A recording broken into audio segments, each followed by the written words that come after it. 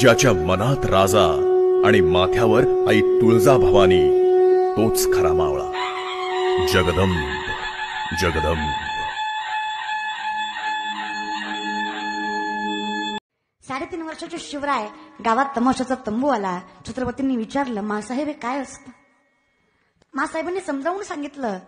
पाय तिकडे वळायच्या आधी छत्रपतींना एक सूचना दिली. ती सूचना अशी होती, राजे तुम्हाला राजा तर व्हायचंय, राजे तुम्हाला राजा तर व्हायचंय, पण तुम्हाला बाया नाचवणारा नाही, तुम्हाला बाया वाचवणारा राजा व्हायचंय. ह्या वाक्यात शिवराय घडले बघा. ही शिकवण आम्हाला द्यायची गरज आहे.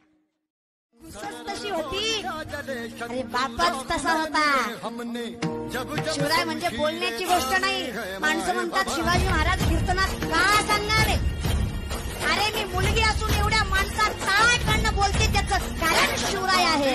या मंदिरात देव आहे आणि या संप्रदायाचा जिवंतपणा आहे, त्याचं कारण शिवराय आहे. छत्रपती शिवरायांच्या राज्याभिषेक दिनी 32 मन सुवर्ण सिंहासन तयार झालं. त्या सुवर्ण सिंहासनाच्या दिशेनं जाताना राजांच्या डोळ्यात पाणी आलं. आऊसाहेबांनी विचारलं, काय झालं शिवबा? तेव्हा शिवाजीराजे म्हणतात, आऊसाहेब या सुवर्ण सिंहासनाच्या दिशेनं जाताना आज प्रत्येक पावलाखाली मला माझा तानाजी दिसतोय, माझा शिवा काशीद दिसतोय, माझा बाजी प्रभू दिसतोय. आऊसाहेब हे सुवर्ण सिंहासन दिसताना जरी सोन्याचं दिसत असलं तरी ते बनलंय माझ्या मावळ्यांच्या बलिदानानं, त्यांच्या रक्तरंजित पराक्रमानं. रामजी पांगेरा नावाचा शूर मावळा स्वराज्यासाठी लढताना धारातीर्थी पडला होता. त्याच्या परिवाराला कृतज्ञता म्हणून भेट देण्यासाठी जेव्हा महाराज गेले, श्रीमंत योगी असणारा राजा घोंगडीची चवळ अंथरून मांडे घालून जमिनीवर बसला. त्या क्षणी आपला धाकटा पोरगा सुद्धा त्या मातापित्यांनी महाराजांना स्वराज्यासाठी दान दिला. शिवचरित्र शिकवतं, जीवाला जीव देणाऱ्या आपल्या माणसांबद्दल कृतज्ञता बाळगा. तुमच्या प्रेमाला न्याय मिळाल्याशिवाय राहणार नाही. तुमचं क्षेत्र कोणतंही असो, टीमवर्क फार गरजेचं आहे. एक विचारानं संघटित होणं महत्वाचं आहे. महाराजांनी जेव्हा स्वराज्याचं स्वप्न पाहिलं तेव्हा महाराज असं म्हणले नाही, सगळं करण्यासाठी मी एकटा समर्थ आहे. जे जे स्वराज्याचं स्वप्न उराशे बाळगून होते त्या सर्वांना महाराजांनी संघटित केलं. संघटित व्हा. मराठी माणूस नोकरी देणारा झाला पाहिजे, नोकरी मागणारा नाही.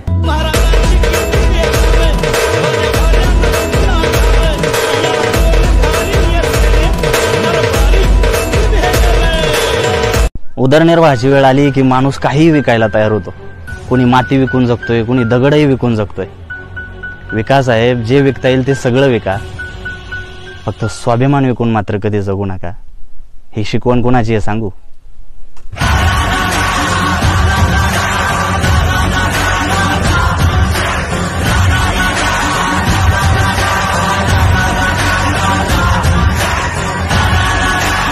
तो राजा आपला राजा, ज्याच्यामुळे आपली ओळख आहे. मराठी माणूस म्हटल्यानंतर जगामध्ये, देशामध्ये मराठी म्हटल्यानंतर कोण लोकांच्या डोळ्यासमोर येतात?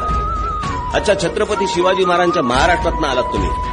असा जर राजा, इतका पराक्रमी, इतका मोठा राजा, हा जर जगातल्या कुठच्या देशाला जर मिळाला असता, त्यांनी त्या राजाचं काय सोनं केलं असतं आणि जगाला काय ओरडून सांगितलं असतं की कसा राजा आमच्याकडे झालाय, तुमच्याकडे काहीच नाही झालंय, इतका मोठा राजा आमच्याकडे झाला.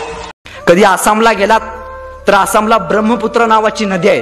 त्या ब्रह्मपुत्र नावाच्या नदीच्या किनाऱ्यावरती गुवाहाटी नावाचं शहर आहे. गुवा म्हणजे सुपारी, हाट म्हणजे बाजार, जिथं सुपारींचा बाजार भरतो, म्हणून त्या शहराचं नाव पडलं गुवाहाटी.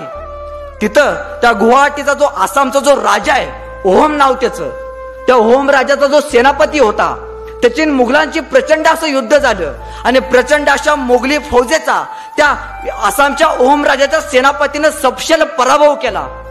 खबर त्या ओहम राजाला कळाली आणि ओहम राजानं त्या सेनापतीला बोलवून घेतलं आणि सेनापतीला विचारलं की बाबा, एवढ्या मोठ्या प्रचंड फौजेचा पराभव तू कोणाच्या बळावरती केलास? त्यावेळी तो ओहम राजाचा सेनापती म्हणतो की एवढ्या मोठ्या प्रचंड सेनेचा पराभव मी छत्रपती शिवाजी महाराजांच्या बळावरती केला. ही छत्रपती शिवाजी महाराज नावाची ताकद आहे. मध्यंतरी रशियाचे पंतप्रधान भारत भेटीला आलते आणि भारत भेटीला आल्यावरती आपल्या काही गाईड्सने त्या रशियाच्या पंतप्रधानांना विचारलं की सर, तुम्हाला प्रेमाचं प्रतीक असलेलं ताजमहाल दाखवू का सोन्याचं प्रतीक असलेलं गोल्डन टेम्पल दाखवू? तेव्हा इथे रशियाचे पंतप्रधान म्हणाले, ना मला तुमचं सोन्याचं टेम्पल बघायचं आहे, ना मला तुमचं प्रेमाचं प्रतीक असला ताजमहाल बघायचा आहे, मला फक्त माझ्या देशामध्ये ज्या राजाचा इतिहास शिकवला जातो ना, त्या राजाचा फक्त एकदा रायगड बघायचा आहे, त्या राजाचा फक्त एकदा रायगड बघायचा आहे. मित्रांनो, आदिलशहाने स्थापन केली ती आदिलशाही, कुतुबशहाने स्थापन केली ती कुतुबशाही, मुघलांनी स्थापन केली ती मुघलशाही, छत्रपती शिवरायांनी स्थापन केलं ते काय? शिवशाही, मराठेशाही, स्वराज्य. कारण ते रयतेचं होतं, 18 पगड जातींचं राज्य, ते शिवरायांनी स्थापन केलेलं स्वराज्य. रामराजानंतर जर लोकांना कोणतं राज्य यावं वाटत असेल तर त्याचं नाव आहे शिवशाही. शिवशाहीची व्याख्या काय घ्या लिहून. छत्रपतीने या काळ्या मातीला मानलं होतं आई, डोळ्याला दिसणारी स्त्री छत्रपतींना दिसत होती ताई, जाती धर्मात कधी भेदभाव केला नाही अशी होती छत्रपती. व्याख्यानांच्या माध्यमातून महाराष्ट्रातनं फिरताना बऱ्याच वेळा शिवरायांचा उल्लेख एकेरी कानावर पडतो. एखाद्या मूर्तीला, एखाद्या नगराला किंवा एखाद्या चौकाला शिवरायांचा एकेरी उल्लेख कानावर पडतो. मला फक्त एकच कळत नाही, आपण आपल्या जन्मदात्या बापाला एकेरी नावाने हाक मारतो का? मग या स्वराज्याच्या बापाला काय एकेरी नावाने हाक मारावी? मला फक्त एवढंच कळत नाही. खरं तर किती लोकांची आपण तोंड बंद करायची हो. त्यामुळे सुरुवात आपल्यापासून करूया.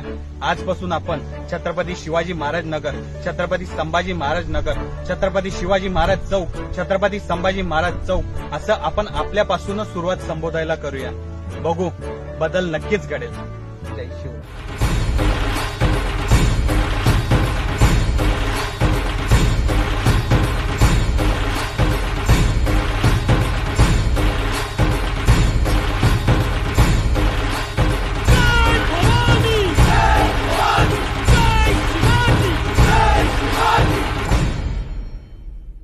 मी शिवाजी आज या पृथ्वीचा चक्रवर्ती सम्राट होत आहे.